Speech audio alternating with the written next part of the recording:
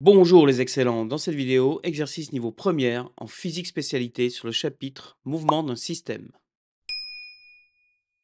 Allez, c'est parti.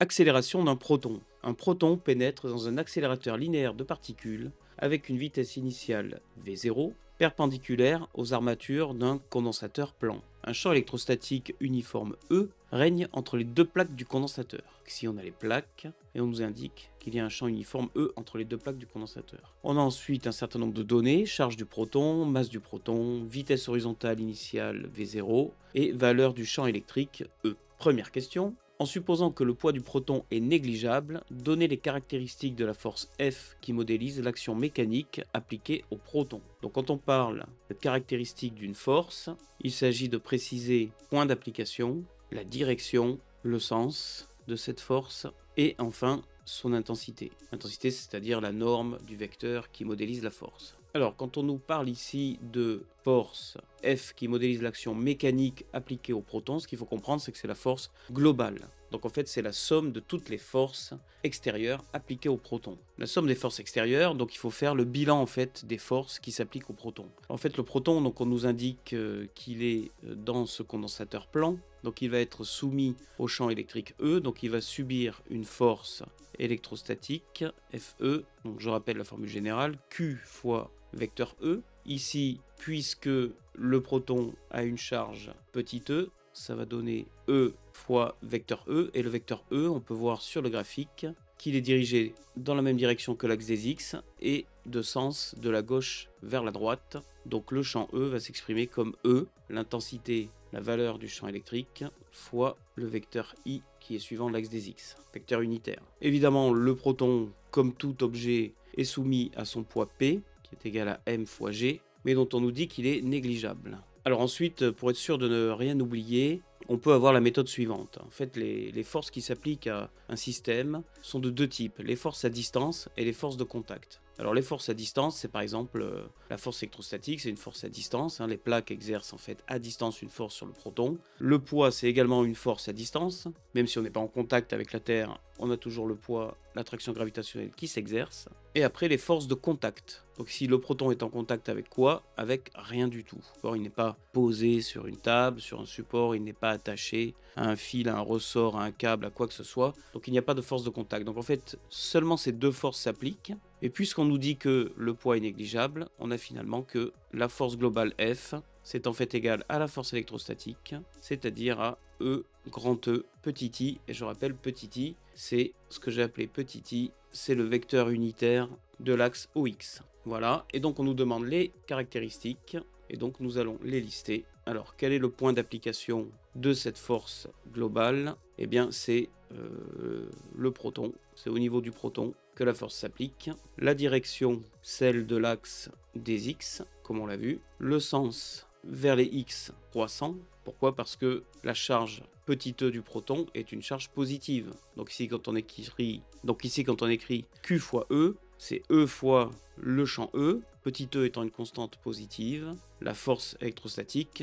est du même sens que le champ E, c'est-à-dire le sens vers les X croissants. Et enfin, l'intensité, donc on a l'intensité de la force F, c'est petit e fois grand E. Voilà donc les caractéristiques qu'on nous a demandées. On va pouvoir passer à la question 2. Question 2, en appliquant sur l'axe horizontal la relation approchée entre la somme des forces et la variation de vitesse, établir une expression de delta t en fonction de m, e, grand E et delta v. Donc là, bien entendu, ça fait appel à une formule qui a été vue en cours, la relation approchée entre la somme des forces et la variation de vitesse. Et donc cette formule, quelle est-elle? C'est que la variation de vitesse au cours d'une certaine durée delta t est égale à 1 sur m fois la somme des forces. Alors on nous dit d'utiliser cette relation sur l'axe horizontal. Bon, la vitesse est horizontale, le champ E est horizontal, donc la force aussi. Donc en fait, on va pouvoir réécrire ça au niveau de l'axe horizontal, c'est-à-dire sans les flèches.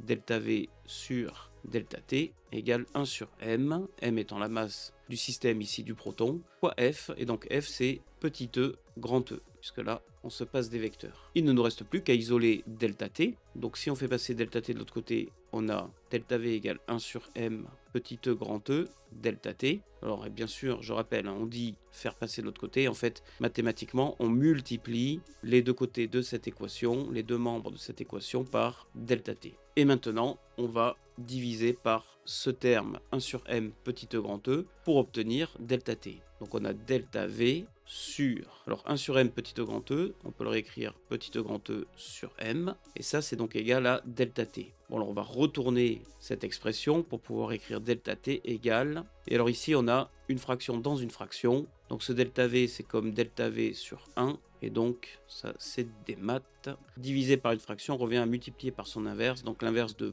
petit e grand E sur M, c'est petit m sur petit e grand E. Et donc finalement on obtient delta T égale petit m delta V sur petit e grand E. Voilà la réponse à la question 2. Et on va pouvoir passer à la question 3. Question 3, pendant combien de temps le proton doit être soumis au champ électrique pour que sa vitesse finale Vf soit multipliée par 4 ? Donc multiplié par 4. Et on nous demande pendant combien de temps. Donc en fait, ce qu'on va chercher, c'est delta T, sachant que sa vitesse finale doit être multipliée par 4. Donc en fait, on a vitesse finale, c'est 4 fois la vitesse initiale.